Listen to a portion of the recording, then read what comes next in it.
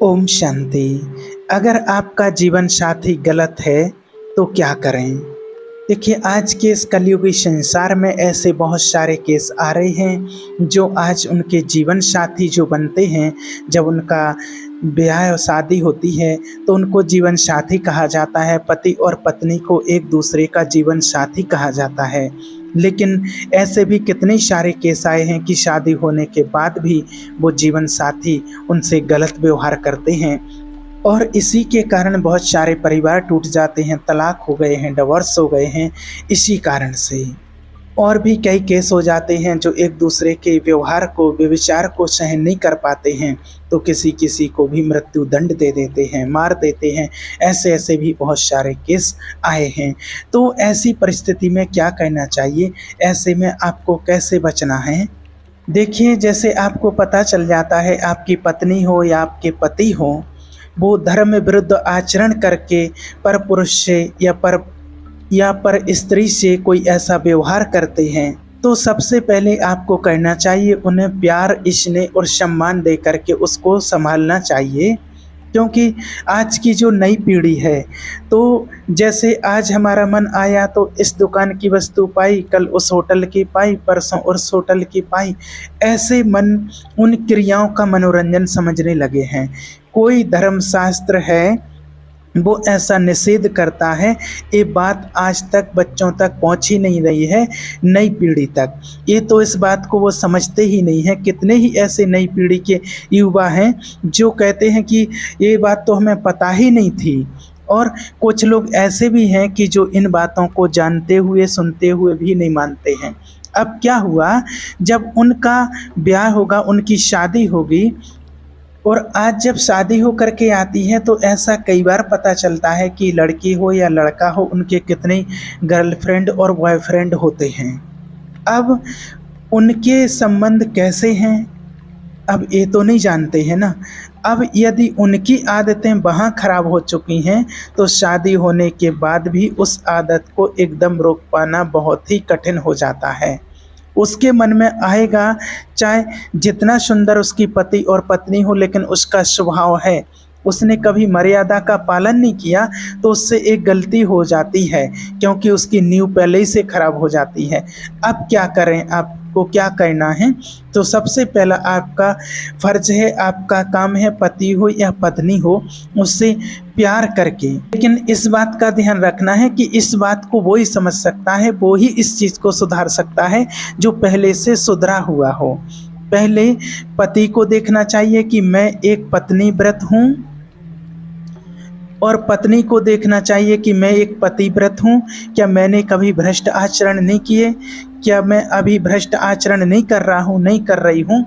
तो अगर आपने ऐसा नहीं किया है तो उसके लिए उत्तर है कि एक बार अपनी पत्नी हो या पति हो, उसको बड़े प्यार से, लाड से, दुलार से संभालने की कोशिश करें। उसको समझाएं कि आपका जो कार्य है, आप जो कर्म कर रहे हैं, ये बहुत बुरा है, ये हमारे धर्म के, शास्त्र के विरुद्ध है, और ऐसा करने से हमारे जीवन में कभी सुख शांति नहीं आती है, और ऐसे घर में हमेशा लड़ाई झगड़े रहते हैं, और ऐसे घर में लक्ष्मी जी का वास नहीं होता है। ऐसे घर में हमेशा दरिद्रता रहती है, उदासी रहती है, शांति कभी नहीं रहती है, और वो घर कभी संपन्न नहीं हो पाते हैं। और ना जाने ऐसे कर्म करने वालों को कितने दंड, कितनी प्रताड़ना भगवत विधान से मिलती है।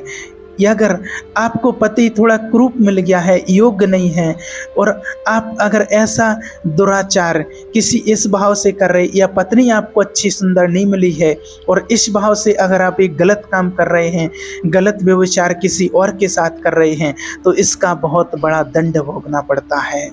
इसका बहुत बड़ा कारण बनेगा, ये बहुत हानि का स्वरूप बनेगा और इसका फल भोगना पड़ेगा। अब उसको सुधार के लिए आपको उसको प्यार देने की आवश्यकता है, उसको समझाने की आवश्यकता है, उसको सम्मान देने की आवश्यकता है, और उसकी आवश्यकता को हम महत्व दें, उसको प्यार के द्वारा। ऐसा नहीं है, देखिए, कि अगर आपके शरीर का कोई अंग है और अगर वो अंग खराब हो जाता है तो उसे औषधि के द्वारा पुनः ठीक करते हैं। जब ऐसी स्थिति बन जाती है कि जब पूरे शरीर में ही उसकी वजह से सड़न पैदा हो रही है, पूरी बॉडी को नुकसान कर रहा है, तब उसको कटवाते हैं। जब ऐसी स्थिति हो जाए कि बहुत बार समझाने के बाद भी, बहुत प्रयास करने के बाद भी, आपने बहुत प्रयास किए, बहुत सम्मान दिया, रिस्पेक्ट किया, सब कुछ किया, उसके बावजूद भी अगर समझते नहीं हैं, सामने वाले की समझ में नहीं आती है और वो अपने गलत व्यवचार को परिवर्तन नहीं करते हैं, तो फिर हमारे जो भारतीय संविधान में तलाक की व्यवस्था है, फिर वो विधान कर लें। मारने पीटने की ज़रूरत नहीं है। उसको साबित करके कि आपको बहुत बार समझाया लेकिन आप धर्म विरुद्ध आचरण करते हैं और हम धर्म के विरुद्ध नहीं चलना चाहते हैं, हम धर्म के मार्ग में चलना चाहते हैं, इसलिए आपको प्रणाम करते हैं, नमस्कार करते हैं और आप अपना मार्ग चयन कर लीजिए कि आपको कहाँ जाना है। दंड देने का विधान सरकार को है, स्वयं को नहीं, आपको नहीं। पहले तो उनको प्यार से समझाएं, उनका सम्मान दें, रिस्पेक्ट करें और उसके बाद भी ना समझें तो फिर ऐसा करें, लेकिन उसे किसी भी तरह से प्रताड़ित ना करें जो हमारे राज्य के विधान के विपरीत पड़े, जो हमारे राज्य संविधान के विपरीत पड़े। और अगर देखिए कोई भी पति या पत्नी व्यभिचारिणी है और हमारे प्यार से अगर वो सुधरना चाहती है तो आप ईश्वर नाम का आश्रय लेकर के आपको सद्मार्ग में उनको लाना चाहिए, ईश्वर के मार्ग में लाना चाहिए और निश्चित ही उस आत्मा का कल्याण हो जाएगा, उसका सुधार हो जाएगा। वो इस मार्ग में आने से जीवन उनका बदल सकता है। जब वेश्याओं ने अपना जीवन सुधार लिया, परिवर्तन कर लिया है, तो वो क्यों नहीं सुधर सकती हैं? गलती तो किसी से भी हो सकती है। पहले तो गलती देखने वाले को ये देखना चाहिए कि मेरे अंदर गलती है कि नहीं। अगर आपके अंदर गलती नहीं है तब ये प्रश्न आता है संभालने का, तो पहले आप अपने में ब्रेक लगाइए। आप अगर भ्रष्ट आचरण से हैं, आप अगर गंदे काम करते हैं, भ्रष्ट काम करते हैं और उनको आप सुधारने की कोशिश करते हैं, आप अगर पतिव्रता नहीं हैं या पत्नीव्रता नहीं है और सामने वाले को बनाना चाहते हैं तो ये असंभव है।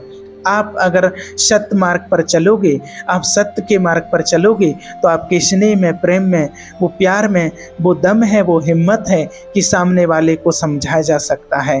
कितने ऐसे सद्भावना वाले हुए हैं कि कोई अगर संस्कार के बस वेश्यालय में फंसी हुई लड़कियों को उन्होंने पत्नी के रूप में स्वीकार किया और सदगृहस्थी की तरह उनको जीवन यापन करने का अवसर उन्होंने दिया, तो वो तो पत्नी है।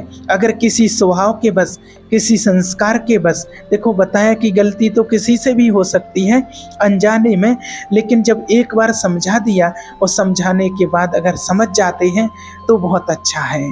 और समझाने से देखिए, पत्नी है अगर किसी स्वभाव, पति है या पत्नी है किसी भी स्वभाव के बस अगर वो उनका चाल चलन बिगड़ जाता है तो ऐसा नहीं कि आप उसको सीधा डायरेक्ट दंड दें, ऐसा नहीं, प्यार के द्वारा उनको संभाला जा सकता है। किसी कारण बस, संस्कार बस उनकी कोई आदत बिगड़ गई है तो सुधार किया जा सकता है। अगर नहीं सुधरती है तब त्याग का प्रश्न उठता है, लेकिन पहले आपको पूरी कोशिश करनी चाहिए, क्योंकि किसी की भी जो गलत आदत होती है वो किसी संस्कार के बस होती है। जो चीज़ उनको वहाँ से नहीं मिलती है, वो मान हो, सम्मान हो, प्यार हो, स्नेह हो, तब व्यक्ति कहीं और जाने की इच्छा रखता है। तो सबसे पहले तो उसको मान सम्मान दे करके, प्रेम स्नेह दे करके उसको पूरी कोशिश संभालने की करनी है और उस आदत का सुधार किया जा सकता है। और अगर बार बार आपके प्रयास करने के बाद भी अगर नहीं सुधरते हैं तब त्याग का प्रश्न उठता है।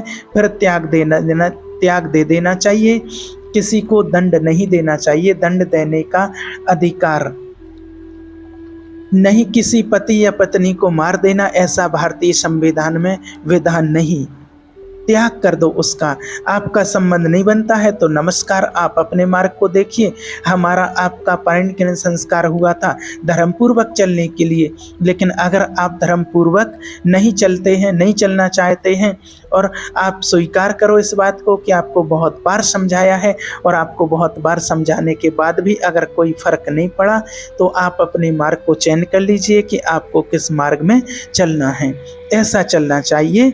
और जिसने ये निश्चय कर लिया है, अगर इस मार्ग में चल गए हो, निश्चय कर लिया है कि मेरे से गलती हो गई, मैं अपनी भूल को स्वीकार करता हूँ, अपनी भूल को स्वीकार करती हूँ कि आगे से चल के ऐसी भूल अपने जीवन में कभी भी नहीं करूँगा, कभी भी नहीं करूँगी। गलती होती रही मेरे स्वभाववश, मेरे संस्कारवश, और आज के बाद ऐसी गलती नहीं होगी।